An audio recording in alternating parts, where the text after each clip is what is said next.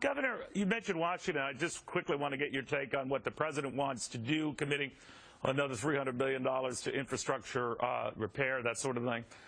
The devil's in the details, including how you pay for it. But what do you make of that, and whether that would benefit Michigan? One could use some money, but what do you think of it? Well, I think to be open with you, one of the challenges is how do you sustain something like that, and how do you pay for it? Because, again, the federal government's already in deep debt.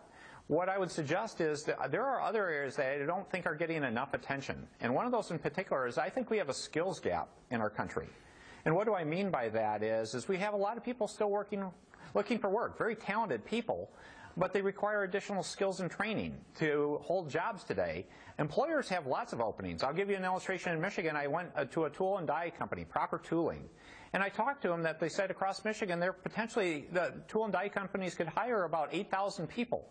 These are good paying jobs, $50,000 to $80,000 jobs that are going open because, again, we don't have enough training programs. We have to talk to parents and kids and other people and get them excited about going into it as a field because it's a great way to have a great lifestyle and raise a family. Meanwhile, you always got to face either the wind at your back or the wind in your face with this recovery, dicey as it is.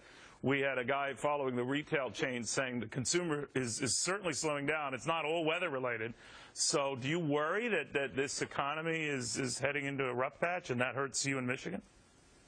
Well, what I'd say is it's not going to be a straight line. There are going to be ups and downs, but Michigan is doing better than much of the rest of the country. Again, if you looked at personal income last year, which is a great metric to use, we were tied for #1 in the Great Lakes states, and we're #7 in the country, and that's after being a decade around #50. So we're coming back strong. We're seeing good recovery in the automotive industry and tourism and agriculture. Most of our fields are doing well in this state. We're just going to keep it up.